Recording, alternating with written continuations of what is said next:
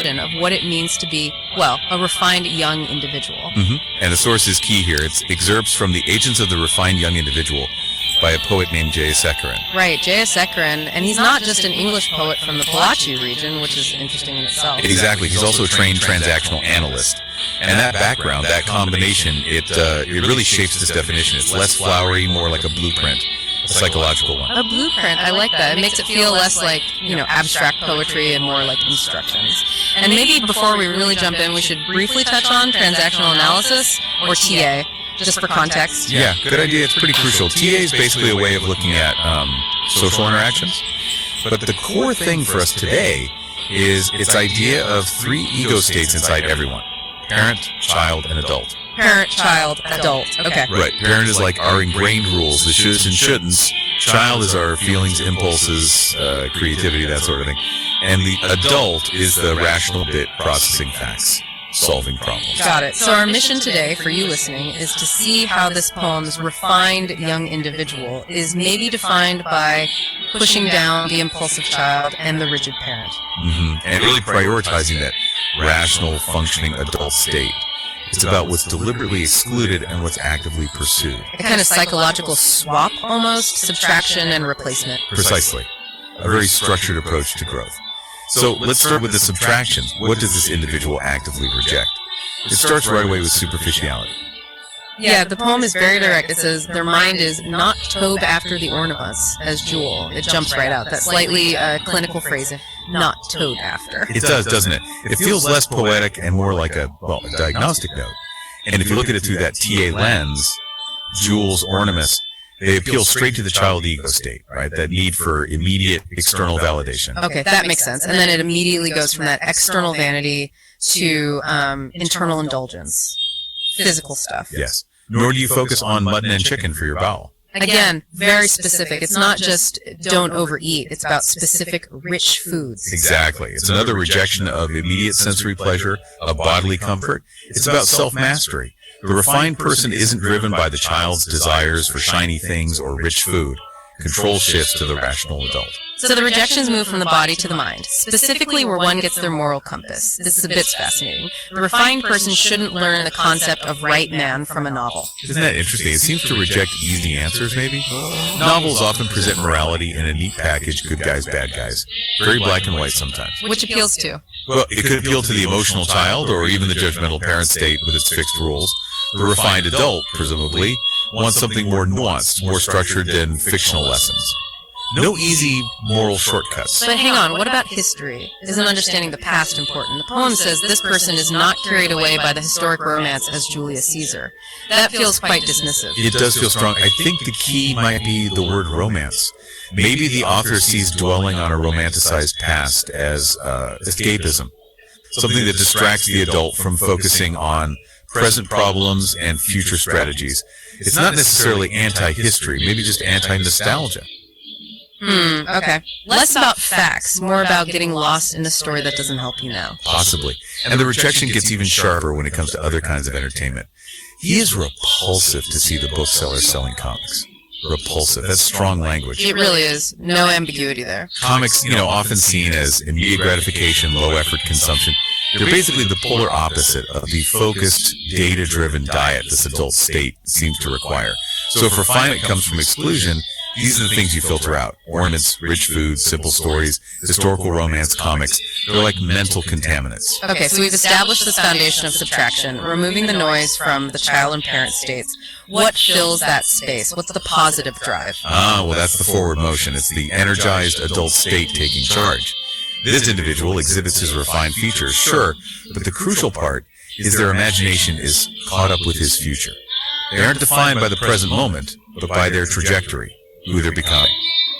Right, the trajectory. The poem actually calls them a far reacher, specifically for refining his self-image. It implies this constant active work. Continuous effort, absolutely. And it's about preparation. The refined self-image isn't just for show, it means they're ready.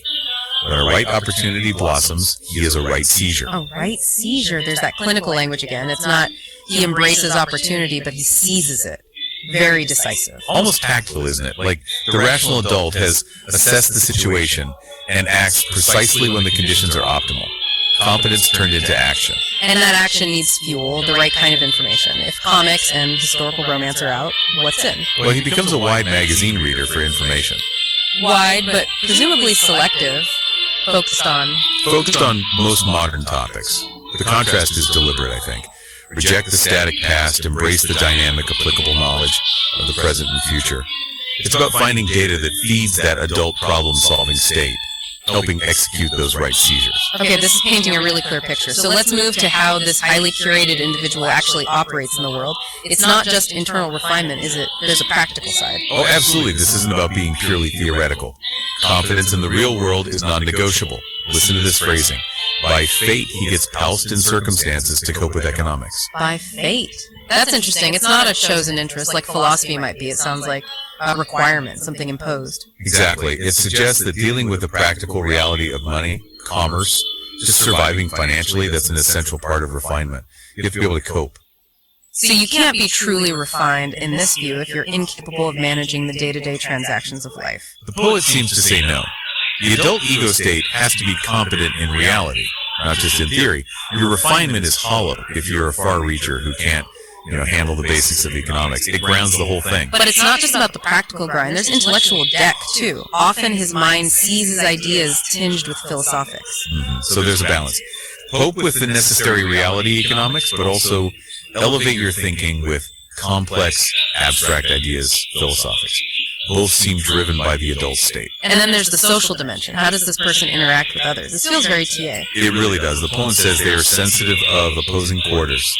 Opposing quarters, meaning critics. Different viewpoints. Yeah, all of that. It implies an awareness needed for healthy social interaction, for transactions. You need to understand where other people are coming from, even if they disagree with you. Not just shut them out or judge them from the parent state. It's about observation, awareness of the social environment. And that awareness isn't passive. It leads to action, to responsibility. He never fails to include himself among welfare spotters. Right, welfare spotters. So they're not just consuming modern topics. They're actively looking for ways to contribute, identifying areas where social good can be done or needs exist. They participate. So bringing it all together, it connects back beautifully to the TA framework you mentioned. It really does seem to. Jayasehkkaran seems to be outlining this integrated adult self through kind of three lenses. First, the internal identity, achieved by subtracting those child-parent impulses. Second, the required competence, seizing opportunities, coping with economics.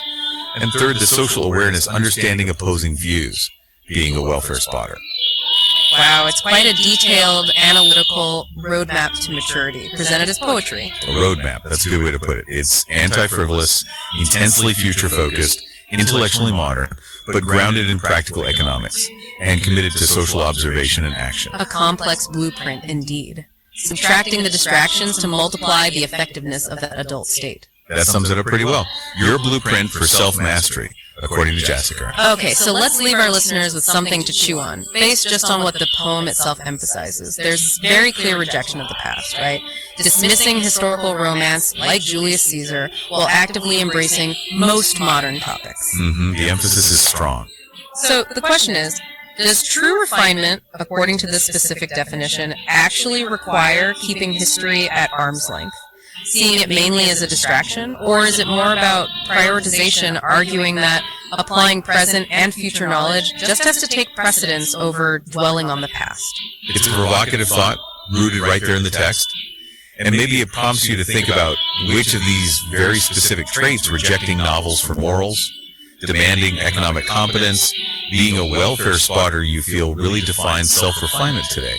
What does that rational, effective adult state look like for you? Something to consider until our next deep dive.